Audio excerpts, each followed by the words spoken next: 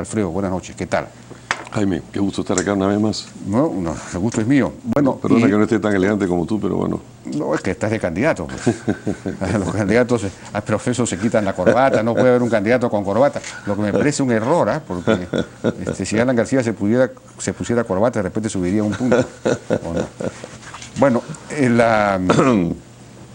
pero estás sin corbatas, pero no estás haciendo campaña. No veo que estés recorriendo el país, no hay mítines, no hay nada. No, estamos haciendo... Bueno, hemos empezado muy tarde la campaña propiamente. En la práctica hemos tenido televisión abierta por primera vez este domingo, que ha marcado el comienzo. Voy el viernes al Cusco, ahí comienza la campaña. Vamos a ir a Cusco y vamos a ir a Quillabamba. Y en las siguientes giras van a ser giras al oriente. El lunes estamos en una exposición de proética sobre corrupción. Hemos estado organizando la lista del Congreso. He estado también afinando los temas del plan de gobierno para tener las ideas más afinadas y más documentadas. Como que sí, estamos en campaña. Las campañas electorales, Jaime, en todos los países del mundo son 3 meses, ¿no? 3 meses, bueno, ya estamos dentro de los 3 meses. Estamos dentro de los 3 meses. Sí, efectivamente. Pero ¿tienen recursos, por ejemplo? ¿Vitocho está poniendo algo? Caracho, hay que decirle a tu amigo pues que ponga, ¿no? Sí, va a poner algo, yo también voy a poner algo. Es una campaña de pocos recursos, es una campaña austera. En 1956, el presidente Belaúnde, entonces arquitecto, dijo: estoy aquí solo, sin matones, sin camiones, sin millones. Sin millones. Yo estoy como el presidente solo, sin millones, pero también sin ladrones. Sin ladrones. Estamos muy contentos de estar donde estamos y creemos que de hecho Belaúnde y Paniagua fueron 2 presidentes que salieron del Palacio, Jaime, como tú sabes muy bien y lo conociste, más pobres de lo que entraron. Y creemos que hay que volver a esa integridad de la presidencia. El resto de los presidentes después, todos tienen problemas judiciales, ¿no? Bueno, te he escuchado decir que hay 2 modelos en el Perú. Uno es el modelo fujimorista, que ha sido seguido además por los siguientes presidentes, y que tú estás planteando uno diferente. Ahora, lo que no sé exactamente... Cosa que te aterra. No sé qué llamas exactamente el modelo fujimorista, pero digamos, lo que ocurrió a partir de los 90 fue la apertura de la economía, una cierta liberalización, etcétera, que ha traído un crecimiento, la reducción importante de la pobreza, incluso hasta de la desigualdad, en contraste con el periodo anterior. Entonces, ¿cuál sería la alternativa? ¿Regresar al proteccionismo estatista? ¿Eso es lo que estás proponiendo? En absoluto. Entonces, ¿cuál es la diferencia? Digamos, ¿cuál sería el modelo alternativo a este de crecimiento en una economía abierta? A ver, te lo puedo contestar de varias maneras. Te puedo contestar primero lo que no haría. Le escuché el otro día a Macri una cosa muy interesante y dijo en su campaña... ¿A quién? A Mauricio Macri, el presidente argentino, dijo... la gente, los presidentes siempre hablan de lo que van a hacer. Es muy importante lo que vamos a hacer, pero yo quiero hablarles de lo que no voy a hacer. No, yo no creo en el proteccionismo. Yo no creo en la apertura, en cerrar los mercados, creo en la integración en los mercados mundiales. De modo que no es eso, no creo en el Estado como un buen productor. Creo que, tampoco en el Estado empresario, entonces. Pero bueno, entonces eso fue pero son cosas muy distintas a lo que creo. Es decir, te voy a poner el ejemplo. Por ejemplo, Jaime, ¿qué es lo que el Estado no hace bien en el Perú? O sea, porque el Estado tiene una gran función. Es decir, en los últimos 25 años, precisamente para terminar con ese largo ciclo de desorden al que tú aludías, anterior al modelo fujimorista, en toda América Latina, no solo en el Perú, se fue desregulando y se fue desmantelando. Esa fue una gran ola internacional. Fue lo que se llamó el famoso consenso de Washington. Y lo que hizo fue enfatizar el gran papel constructivo del sector privado. Y tenían razón, pero se olvidaron de otro elemento que es también fundamental, que es el papel constructivo del sector público. Papel constructivo del sector público que no es como en los años locos de los años 70 en el Perú, en que el Estado era propietario de cadenas de cine, por ejemplo, ¿no? Pero un papel... Pero, por ejemplo, Petroperú. Déjame que te conteste en qué sí podría cumplir el Estado. Por ejemplo, Jaime, cosas que afectan a los ciudadanos, ¿no? las deudas de consumo, de lo que he hablado otras veces, las deudas de consumo, las deudas de tarjetas de crédito de consumo que afectan a millones de familias, y que tienen unas tasas de interés que no guardan proporción con nada, no guardan proporción con las tasas internacionales que el Perú capta, con la tasa de inflación, con las tasas interbancarias, no guardan ninguna, y son tasas de 150%.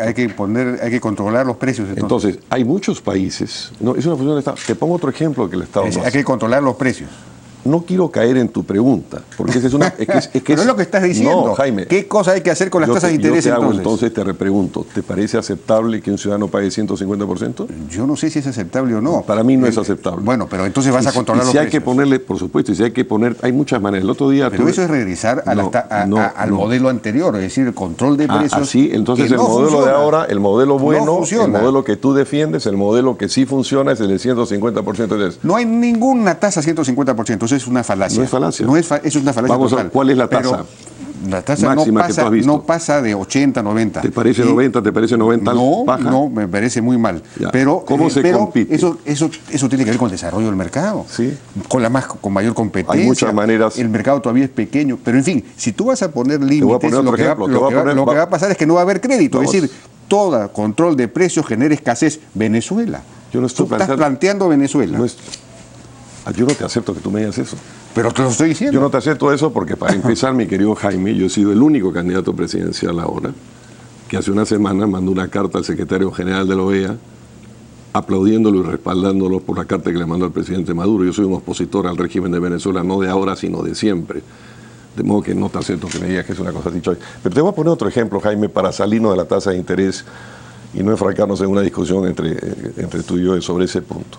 Diciéndote que hay muchos países que intervienen, Colombia interviene, Francia interviene, Francia es el país que te gusta tanto. Pero bueno, vamos a otro ejemplo. En Chile se descubrió una colusión de los dos grandes conglomerados sobre papel higiénico, que defraudaron a los ciudadanos chilenos con 500. De acuerdo. Acá pasó lo mismo. Así es. Allá castigaron y acá no. Entonces, volvemos un poco a un tema fundamental, Jaime, con el cual tú no deberías estar opuesto, porque tú que eres un liberal, el fundador del liberalismo, que fue Adam Smith, en un momento dijo, en unas cartas que escribe cuando iba a hacer unas reediciones de La riqueza de las naciones, dijo: me he olvidado, me tengo que escribir un libro sobre el Estado. Ya hemos dicho muchas cosas sobre el mercado, pero un libro sobre el Estado. Entonces la necesidad, déjame terminar, porque si no, no puedo terminar la idea. La necesidad de, y te voy a poner otro ejemplo que te va a poner los pelos de punta, que es el tema del gas. Entonces el Estado tiene que cumplir una función de regulación, de arbitraje, una función en que ponga, que establezca, pero que el problema donde vamos es un tema de competencia. Este es un modelo que no ha establecido bien las competencias, cuando tú en general... Se supone que los organismos reguladores están para eso. Bueno, se supone, pero no se cumple. Bueno, eso es otro problema, pero eso no forma parte del modelo. El modelo consiste en eso, ahora, en regular. Déjame que te dé más elementos por los cuales creo que el modelo tiene que cambiar un poco. Por ejemplo, eso no es cambiar el modelo, eso es simplemente que funcione bien. Pero, por ejemplo, tú estás planteando, ¿qué pasa con Petroperú? ¿Por qué no me dejas? Pero no me estás respondiendo a la pregunta. Yo te pregunto, ¿qué harías con Petroperú? Petroperú, ¿estás de acuerdo con que ingrese a producir en el 192 con la refinería de Talara, convertirlo en una gran empresa pública? A ver, tu pregunta encierra varias cosas. ¿Ves esta luz que te está iluminando? La transmite ISA, que es una empresa estatal colombiana. Petrotec, que es un yacimiento de petróleo, lo compraron Ecopetrol y los coreanos. ¿Qué es Ecopetrol? Una empresa estatal colombiana. En el gran modelo, déjame terminar, pero Jaime, porque si no, esta es una intervención que te he visto yo a ti, que lo hago con mucho gusto, pero si me entrevistas tú a mí, déjame terminar la pregunta. El gran modelo liberal que ha cautivado a tanta gente como tú, que Chile, y uno dice, a ver, ¿cuál es la principal empresa chilena? Codelco, es una empresa estatal. Y es muy interesante eso, porque permitió que Chile, que produce 1/3 del cobre del mundo, y 40% de ese tercio del cobre está producido por Codelco, significó en la práctica, Jaime, por ser una empresa pública, que una inmensa regalía directa quedaron los chilenos. De eso nadie habla. como no te hablan de ISA, como no te hablan de Ecopetrol. Ahora, han podido comprar los armamentos que tienen. Déjame terminar. Sin embargo, para dejarte tranquilo, yo te diría que yo quiero el mayor sector privado que sea posible y el menor Estado que sea necesario. Pero cuando tú analizas y dices, bueno, vamos a hacer el diagnóstico como lo hemos hecho y como lo estamos haciendo, como lo hago yo en particular también, del diagnóstico del crecimiento peruano y de cómo va a ser, ahora que nos hemos, iba a decir farreado, no sé si es la palabra exacta, pero hemos pasado ya el superciclo que tuvimos y que no se va a repetir. Un superciclo que hizo crecer al Perú a tasas de 7 o 6%, que todos los gobiernos que estuvieron ahí de Toledo y García se los atribuyen ellos, pero que en realidad los que saben de economía saben que fue causado, si no exclusivamente, casi exclusivamente por la locomotora china. Cuando ahora esa locomotora cae, cuando ya no crece a 10, que hizo crecer a Sudamérica a 6, ya no se crece ni siquiera a 7. China están haciendo anuncios de 6 y pico, y además nadie sabe si es verdad, porque vaya a saber si las cifras chinas son verdad. Cuando uno ve y estudia las tasas de consumo de electricidad no coinciden con ese pase del mundo, uno dice, bueno, ¿de dónde va a salir la locomotora para el crecimiento? Entonces tiene que salir de mucho más inversión pública en infraestructura. Yo creo que hay una mayor expansión en ese sector, me parece fundamental, y más en consumo, y tiene que ver un poco eso con una de las propuestas que ha hecho Jaime. Yo quisiera producir como presidente del Perú. Yo creo, ¿tenemos que cortar o no? Termina esta idea, porque no, si quieres, después, yo me puedo acordar. Ya, ¿te puedes acordar? Sí, sí, claro que sí. No, que yo no, termina eso porque tengo Creo que nosotros, Jaime, yo lo que estoy planteando son, yo creo que nosotros necesitamos 2 nuevos pactos en el Perú. El Perú como está organizado no funciona. En relación al tema que estabas tocando, que es vinculado al asunto de los recursos naturales, he escuchado decir, retomar la frase de Fernando Belaúnde. Pero yo iba a terminar una frase que no me ha dejado terminar. Bueno, vamos a llegar a eso, pero tiene que ver con el desarrollo que estabas haciendo, porque ya estabas dando un salto a otra cosa. No, no es otra cosa, están conectados. Bueno, todo está conectado en la vida, es el todo. Pero todos usaron una frase de Belaúnde, la conquista del Perú por los peruanos. Pero esa frase, ese concepto de Belaúnde se refería a la conquista territorial del Perú, a la conquista de la Amazonía, la marginal de la selva, incluso la integración de las comunidades, la recuperación del país. Pero tú lo estás usando en el sentido de recuperar los recursos naturales, Jaime, que es una frase, digamos, es un concepto más bien de orden, ¿qué te puedo decir? Chavista, por decirlo de alguna manera. Entonces estás hablando de renegociar los contratos de gas, que es la propuesta de Verónica Mendoza. ¿Para qué renegociar los contratos de gas? ¿Cuál es la idea? Y también el asunto de las mineras, hay que renegociar los contratos mineros, has dicho. Jaime, primero estás usando frases que yo nunca he usado. Yo te voy a mandar mis intervenciones para que las tengas. Sería un gran placer que un hombre tan inteligente como tú lo leas, pero escúchame con atención lo siguiente. ¿De qué quieres hablar? ¿Quieres hablar del gas?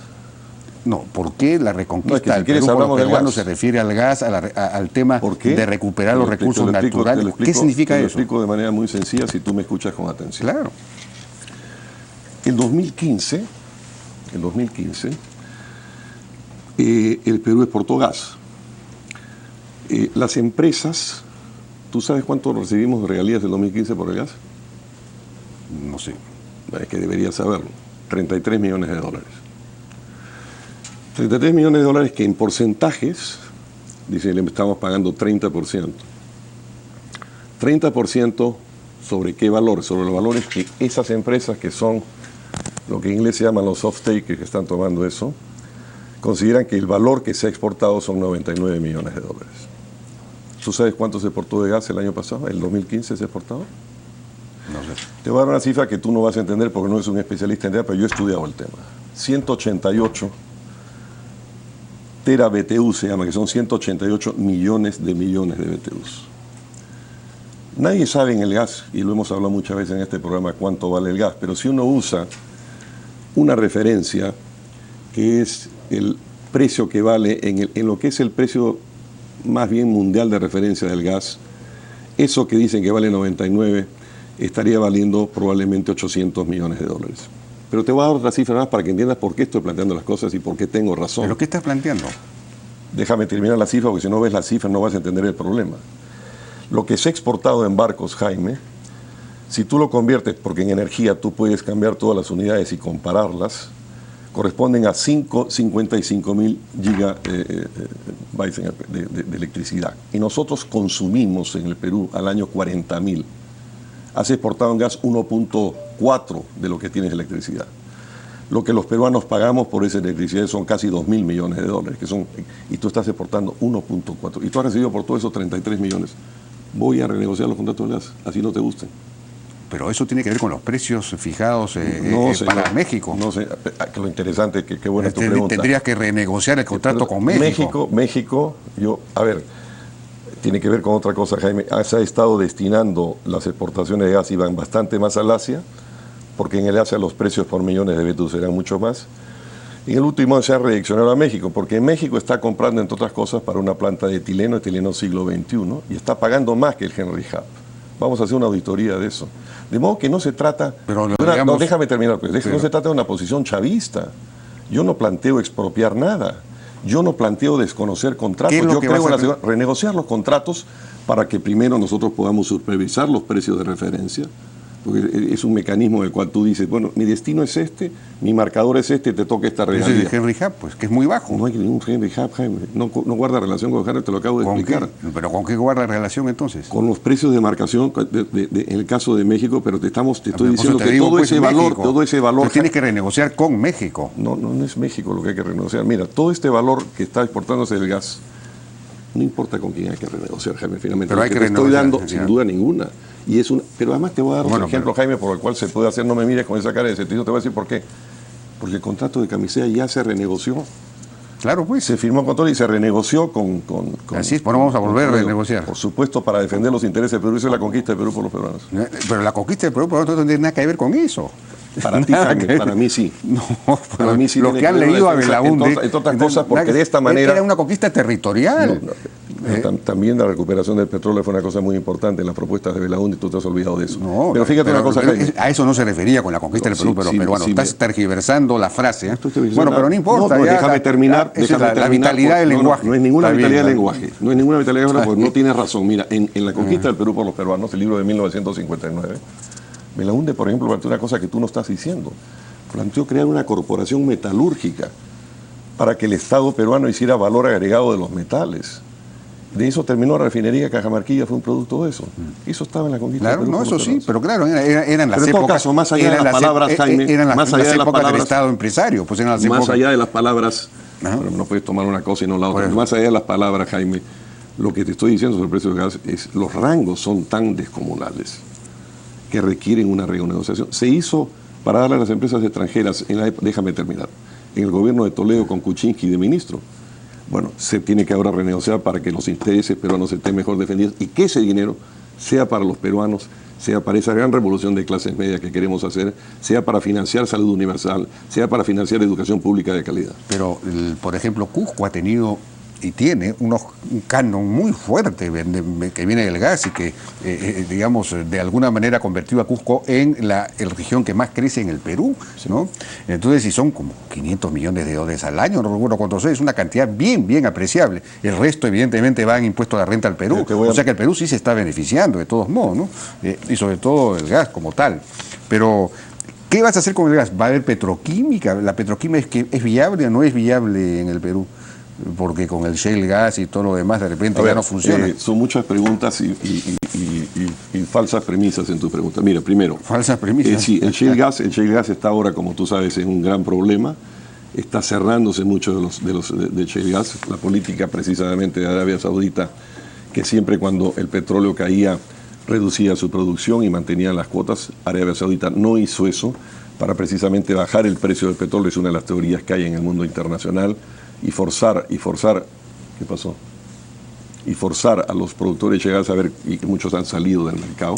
Te voy a poner un ejemplo muy sencillo, porque sí tiene que haber petroquímica, porque tenemos que hacer una transformación del etano, y que tiene que también que ver con... No, la cuestión es si es viable. Absolutamente viable. Económicamente hablando. Viable. El equipo técnico que tenemos en energía, que son gente de primerísimo nivel, fíjate, una planta para etileno en dos plantas, una en Matarani y una en Hilo, de 500.000 toneladas al año.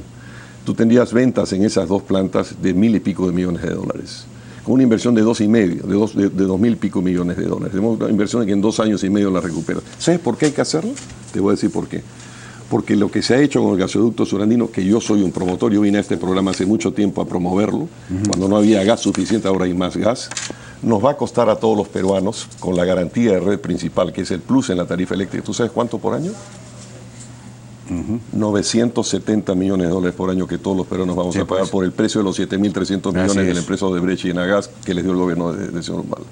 Para que no paguemos eso... Cuando eso era una iniciativa privada. Para que no paguemos eso, por una iniciativa privada que el señor Castilla y el señor Humala no le dieron el pase, ya era una iniciativa privada con mucho mayores números del proyecto original, pero en todo caso la licitación internacional de obra pública es 7.300. Para que no paguemos eso, tenemos que usar ese gas en ese gasoducto, de modo que reduzca esa garantía y reduzca ese peso sobre los peruanos. Una de las cosas que se puede hacer ahí es eso. Y déjame terminar otra cosa que también tiene que ver con el gas. Están exportando el etano. El etano es un porcentaje del gas, pero que tiene mucho más valor calorífico, por tanto vale más. Lo están exportando como gas. Una pregunta ya para terminar, porque tenemos que hace tiempo que haber terminado en realidad. Esta idea de un chip en el DNI para ubicar, para formalizar, ¿entendí? ¿Cómo es la idea? A ver si la puedes explicar rápidamente. Es muy sencillo, Jaime. Porque esa sí es una idea distinta y no tiene que ver con lo que... es lo siguiente. Esencialmente se trata de lo siguiente. Yo te decía que quería tener una idea, me dijiste eso es otra cosa y todo tiene que ver con el todo, y te pusiste filosófico e hinduista. Se necesitan dos nuevos pactos en el Perú. Un nuevo pacto del Perú con las industrias extractivas y un nuevo pacto entre el Estado y los ciudadanos. Nosotros vamos a hacer 1 millón de viviendas, vamos a entregar y a subsidiar los medicamentos a las enfermedades comunes básicas. Entonces, para que los ciudadanos puedan recibir esos bienes universales, también tiene que pagar algo. El Estado cumple, pero el ciudadano tiene que empezar a cumplir. Y a mí parece que para reducir la gran informalidad, tú vas al INEI y la informalidad es solamente 20-23%, pero es mucho más. El Foro Económico Mundial ha dicho que es 54-55%. Oiga, usted va a pagar un impuesto plano. Tiene que formalizarse. Tiene que pagar un impuesto plano. 2% del salario mínimo. 2% del salario mínimo, Jaime, permite que incluso la gente que esté en pobreza extrema, que se estipula internacionalmente hace mucho tiempo, tú sabes, de menos de $1 día, pueda pagar también eso y con eso recibirá sus medicamentos y tendrá los beneficios universales de esto. Con eso vamos a formalizar. La idea del chip del DNI no es una idea original mía, se me ocurrió hace unos años en Washington cuando yo estaba en el Banco Interamericano y el presidente del banco y yo recibimos a Nandan Nikelani, el fundador de Infosys, la gran empresa de software en India, que estaba haciendo para India, nos explicó el desbarajuste que era India, que cuando un tipo estaba en el estado de Kerala y se movía a Nueva Delhi, ya sus datos de Kerala no estaban en Nueva Delhi. Cuando tenía una licencia de chofer de camión en Agra, no podía hacerlo en Calcuta, etc. Y estaba creando un sistema para unificar en un solo documento de identidad y que en ese chip de documento de identidad estuviera la historia entera de esa persona, la historia de sus transacciones, cosa que se puede hacer. Con ese chip nosotros tendremos un instrumento de formalización y este instrumento del impuesto plano creo que es también uno de los grandes cambios que vamos a hacer. Bueno, Alfredo Barnechea, suerte en esta aventura, ojalá pues que de alguna manera empiece a destacar. Muchas gracias. Gracias a ti, Jaime.